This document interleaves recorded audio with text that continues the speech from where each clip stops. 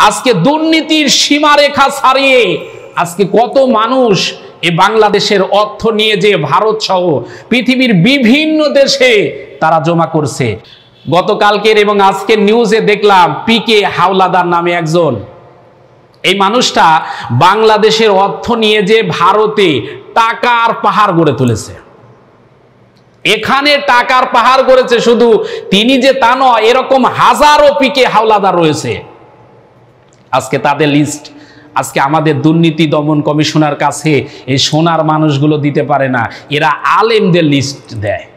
আপনারা করতে পারতেন, আপনারা আলেমদের লিস্টই না করে 100 জন দুর্নীতিবাজদের লিস্ট করতেন, আমরা বাহাবা দিতাম, আমরা ধন্যবাদ দিতাম যে আপনারা সুন্দর কাজ করেছেন। কিন্তু আজকে চোরদের লিস্ট হয় না, ডাকাতদের লিস্টই হয় না, আজকে জুলুম যারা করে তাদের লিস্ট হয় না, যারা আজকে নেশা এই দ্রব্য মাদক আজকে বাংলাদেশে যারা নিয়ে আসতেছে তাদের লিস্ট হয় না, আজকে লিস্ট হয় কোরআন ওয়ালাদের লিস্ট। আলহামদুলিল্লাহ, সমস্ত তারিফ প্রশংসা সে মহান আল্লাহ সুবহানাহু ওয়া তাআলার জন্য, যে মহান আল্লাহ পাক রব্বুল আলামিন এই ক্লান্তিলগ্ন সময়ে কোরআন এবং হাদিস থেকে কিছু কথা বলার এবং শোনার মতো পরিবেশ দান করলেন। বিশেষ করে দূরে এবং কাছে, দেশে এবং প্রবাসে যে যেখান থেকে আজকের আলোচনাটি শুনছেন, ওয়াজ মিডিয়া বগুড়ার পক্ষ থেকে আন্তরিক সালাম, শুভেচ্ছা এবং মোবারকবাদ জানিয়ে শুরু করছি। আজকে দুঃখ রাখবেন কোথায়? দুঃখ রাখার জায়গা আজকে বাংলাদেশে আমাদের মতো নাই। আজকে বলতেও পারি না, সইতেই পারি না, বলতে গেলেই বিপদ। এ মুসলমানের সন্তানেরা, একটা জিনিস চিন্তা করা দরকার, এই পৃথিবীর জমিনে টাকা পয়সা যতই থাকুক না কেন, টাকা পয়সা কিন্তু আপনার কবরে যাবে না। আপনার হাত যেমন খালি হাতে এই পৃথিবীর জমিনে এসেছিলেন, মৃত্যুর সময় কিন্তু আপনি খালি হাতেই চলে যাবেন।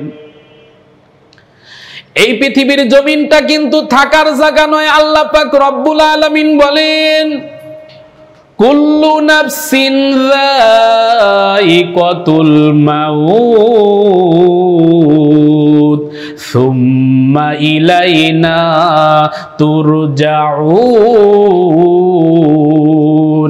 আল্লাহ রাব্বুল আলামিন বলেন, প্রত্যেকটি মানুষ, প্রত্যেকটি নাফস, প্রত্যেকটি আত্মা এই পৃথিবীর জমিনে যারা আছে সবার মৃত্যু হবে। এই পৃথিবীর জমিনে কেউ চিরস্থায়ী থাকা যাবে না। এই পৃথিবীর জমিনে আপনি এবং আমি কেউ চিরস্থায়ী থাকতে পারবো না, চলে যেতেই হবে। বাদশাহ সিকেন্দারের কথা বলেছি শুরুতেই। বাদশাহ সিকেন্দার ছিল গোটা পৃথিবীর জমিনের বাদশাহ।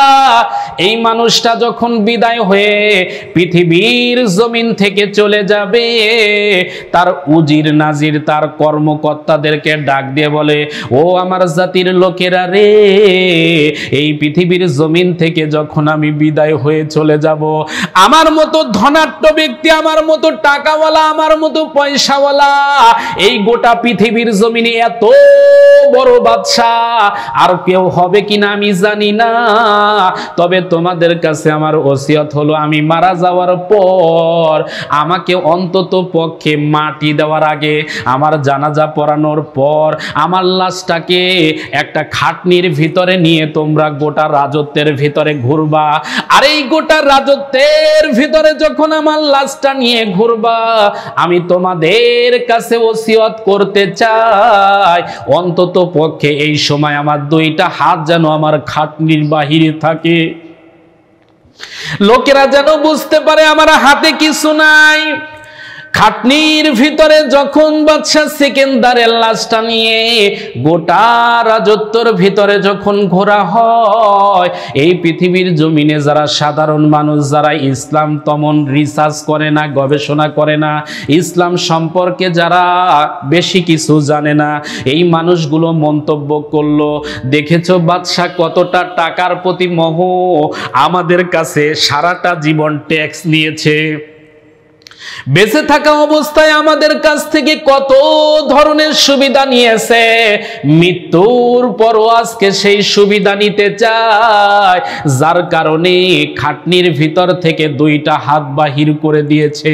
জাতির লোকদের ভিতরকে উদ্দেশ্য করে আলেমেরা ডাক দিয়ে বলে, জাতির লোকেরা রে, না না না, তোমরা বুঝতে পারো নাই, বাদশা সেকেন্দার এমন একজন মানুষ, এমন একজন আল্লাহ পাকের প্রেমিক, তিনি বোঝাতে চায় এই পৃথিবীর জমিনে আমি শুধু বাদশাহী ছিলাম না, গোটা পৃথিবীর ক্ষমতা রাজত্ব আমার আল্লাহ আমার হাতের মুঠোয় দিয়েছিল, কিন্তু যখন আমি এই পৃথিবীর জমিন থেকে বিদায় হয়ে কবরের দেশে যাইতেছি, এই মুহূর্তে তাকায়া দেখো আমার হাতে কোনো টাকা নাই, পয়সা নাই, আমি যে জামাটা পরেছি আমার জামাটার ভিতরে কোনো পকেট নাই।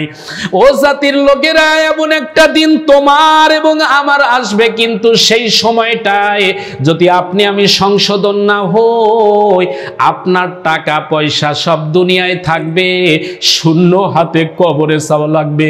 তাহলে কেন এত দুর্নীতি? আজকে একটু চিন্তা করেন। আপনিও মরবেন, আমিও মরব। আপনার মারা যাওয়ার সময় আপনার কবরে কিচ্ছু যাবে না, আমার কবরেও তো কিছু যাবে না। আজকে দুর্নীতি করতে করতে টাকার পাহাড় অনেকেই গড়ে ফেলেছে। আজকে তেল নিয়ে, সোয়াবিনের তেল নিয়ে আমরা দেখতেছি বাজারে হাহাকার চলতেছে। আজকে মানুষেরা নিত্য প্রয়োজনীয় দ্রব্য কিনতে গিয়ে আজকে যারা নিম্নবিত্তর মানুষ তারা আজকে কান্নায় ভেঙে পড়তেছে। আজকে তারা যাবে কোথায়? যাওয়ার মতো রাস্তা নাই।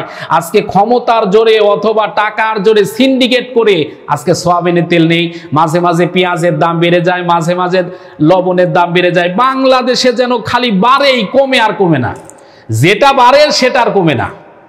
এই যে দুর্নীতির আজকে চলতেছে, এই দুর্নীতির অবস্থার একদিন না একদিন সীমারেখা শেষ হবে, যার বাস্তব প্রমাণ আমরা শ্রীলঙ্কাতে দেখলাম যে ক্ষমতা সারা জীবন কারো থাকে না। শ্রীলঙ্কার এমপি মন্ত্রীরা বর্তমানে বাঁচার জন্য বিভিন্ন জায়গায় আমরা দেখতেছি জনগণের খেপায়, জনগণের উপর তারা আজকে নিয়ন্ত্রণ হারিয়ে কেউ পুকুরে, কেউ বা নদীতে সাঁতরাচ্ছে জীবন বাঁচানোর জন্য। জনগণ এমন পিটুনি দিয়েছে, রাস্তায় নামিয়ে তাদের বাঁচার মতো কায়দা নেই।